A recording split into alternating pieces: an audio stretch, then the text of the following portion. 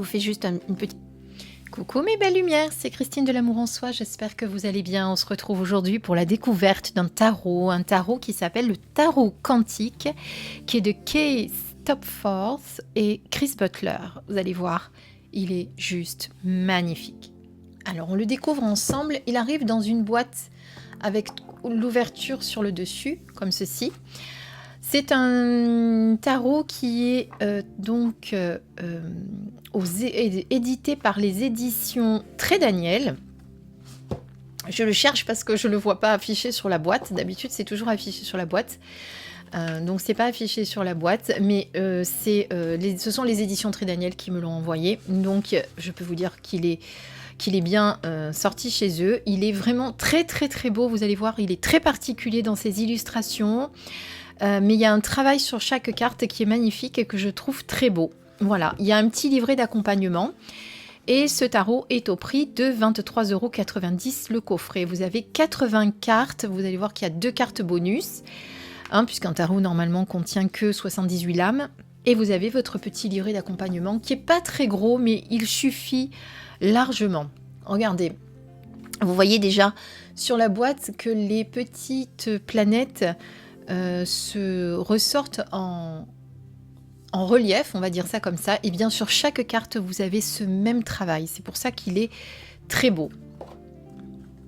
Alors vous allez me dire, oui Christine, tu es toujours en train de dire qu'il est beau quand tu nous présentes un jeu. Alors généralement, si je vous le présente, c'est parce que je l'aime, c'est que je le trouve beau. Et généralement, quand ce sont des jeux que je trouve bien, mais que c'est pas non plus le coup de foudre, vous allez constater que je suis un petit peu moins enjouée, on va dire ça comme ça. Mais quand ils sont très beaux comme ça, voilà, moi j'adore celui-ci, je le trouve magnifique. On découvrira les cartes après si vous voulez bien. Je vous les laisse ici. On regarde tout d'abord le petit livret d'accompagnement. Vous voyez qu'il est succinct. Il n'y a pas des tonnes de texte, il n'y a pas de photos couleurs, etc. Mais on n'a pas besoin de tout ça. Donc on vous parle donc du tarot quantique et on vous dit donc bienvenue dans le monde du tarot quantique, trait d'union entre les sciences modernes et l'ancien système spirituel du tarot. Le tarot quantique demeure dans 2 dimensions qui vont bien au-delà de notre expérience sensorielle normale, les vastes étendues de l'espace profond et le monde infiniment petit contenu dans l'atome. Ces 2 réalités sont au centre des idées qui ont révolutionné la physique du XXe siècle, à savoir la mécanique quantique et les théories de la relativité d'Einstein. Et d'ailleurs, vous allez voir qu'il y a beaucoup de symboles qui sont repris sur les cartes concernant Einstein, dont notamment son portrait, alors que les arcanes majeurs en examinent l'aspect théorique, les arcanes mineures illustrent le phénomène auquel elles se réfèrent, le monde étrange des étoiles à neutrons, des supernovas, des trous noirs, des neutrinos, ou neutrinos peut-être qu'on dit, je ne sais pas, et de l'antimatière. Les cartes de cours considèrent d'un point de vue scientifique les archétypes mythiques traditionnels nés de l'observation du ciel étoilé, comme par exemple les planètes et les constellations. Voilà, ça c'est on vous plante le décor pour ce tarot. Donc vous voyez par exemple dans les arcanes majeures que le fou représente le Big Bang, et représente donc l'innocence et un nouveau début. Il n'y a pas d'expérience de vie, il est donc sincère et intrépide. Quel voyage vous sentez-vous prêt à affronter? Donc le Big Bang, c'est ce qui est arrivé, on dit, par rapport au début à la naissance de la Terre. Donc eh bien, tout commence à ce moment-là, il n'y a rien. On fait le vide, on repart de zéro. Donc le fou, c'est ce que représente cette carte, par exemple. Voilà, et vous avez donc la signification pour toutes les arcanes majeures. Vous avez ensuite les 2 cartes bonus qui sont l'univers et le phénix, que je vous montrerai dans la description des cartes. Ensuite, on passe aux mineurs avec le bâton. Bon, il les a appelés de la même manière que les traditionnels, puisqu'on est sur les bâtons, les coupes, les épées et les deniers. Voilà. Ensuite, vous avez 2 méthodes de tirage, méthode à 4 cartes et méthode à 5 cartes. Donc, comme je vous dis, vous voyez, on ne passe pas par 3 milliards d'explications, mais vous allez voir que les cartes sont tellement belles qu'on se plonge dans ce monde quantique et que, voilà, c'est vraiment, il est très très beau. Alors, voici les cartes. Donc, je vous montre tout d'abord le dos. Super beau. Au niveau de la qualité des cartes, très bonne qualité de cartes.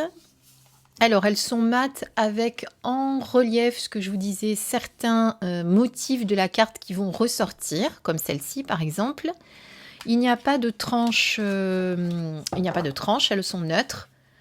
Après, étant donné qu'elles ont un encart noir et le fond également, enfin la bordure noire, vous pouvez, si vous le souhaitez, c'est peut-être ce que je vais faire, les coloris en noir.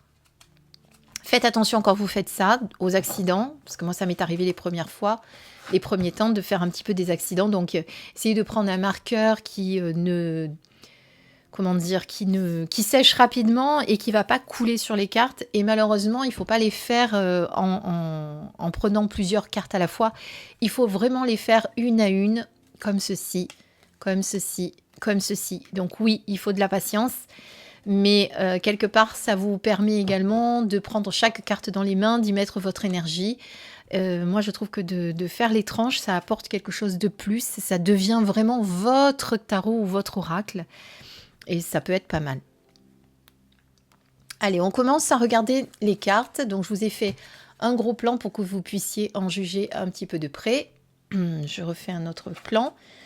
J'ai acheté ce nouveau fond un peu brillant rose. Je ne sais pas si c'est vraiment au porteur avec ces cartes. J'aurais peut-être dû mettre une autre couleur. Mais bon, écoutez, on y est.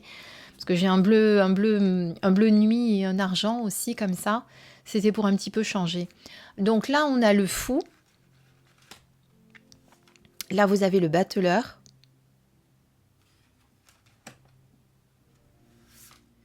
La papesse.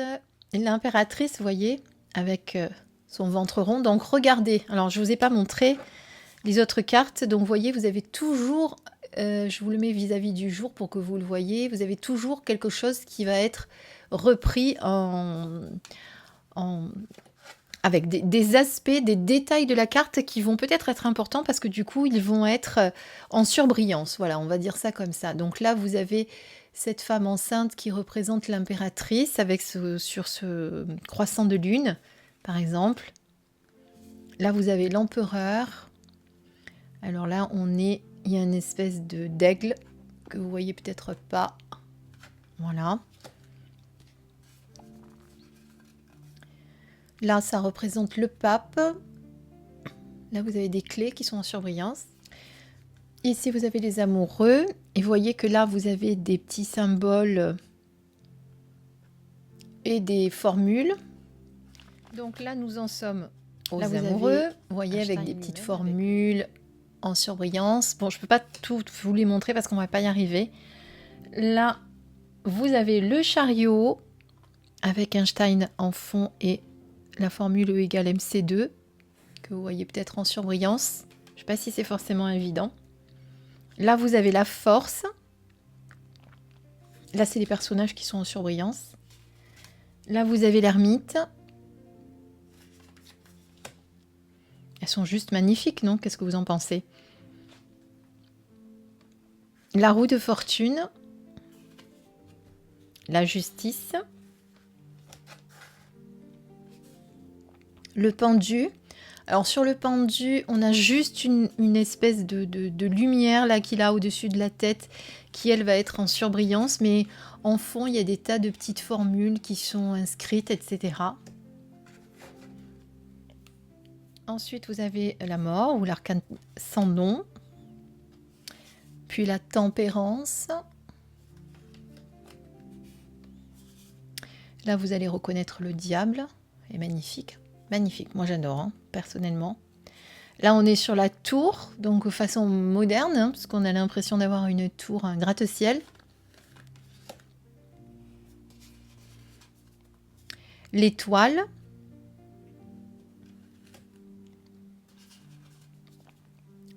La lune. Le soleil.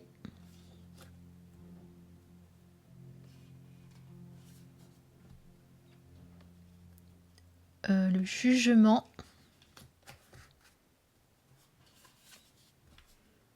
et le monde. Et ensuite, vous avez les deux cartes bonus dans les majeurs, dont celle-ci, c'est le phénix. Vous allez le reconnaître avec son petit sigle ici d'ailleurs, Euh, eh bien, tout à l'heure, quand je vous ai dit, vous voyez peut-être pas, mais il y a un aigle en surbrillance. Eh bien, c'était le phénix d'ailleurs. Et ensuite, ici, vous avez l'univers. Allez, on va essayer d'accélérer parce que sinon, on va y passer un moment. Donc là, on est sur les coupes.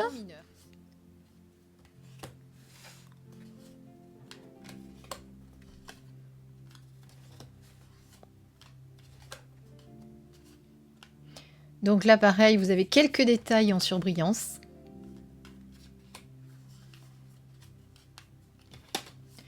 Neuf de coupe, on est au 10 de coupe.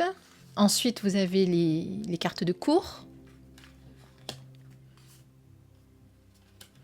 qui représentent les constellations. Regardez comme elles sont belles. Non, parce que c'est ce qu'il nous a dit. Il nous a dit que c'était les constellations, hein, les cartes de cour. Les planètes et les constellations. Voilà. Ensuite, on passe au pentacle, au denier. Que vous reconnaissez, hein.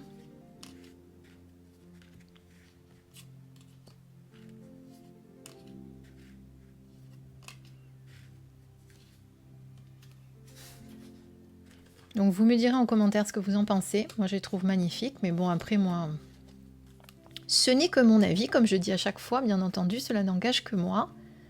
Là on repasse donc aux planètes et constellations avec les cartes de cour. Elles sont, mais waouh, moi je les adore. On fera un tirage à la fin pour voir un petit peu l'essence du tarot, pour que je vous donne un petit message. Là on passe sur les bâtons. Vous reconnaissez le feu, hein, puisqu'on est sur l'élément de feu avec les bâtons.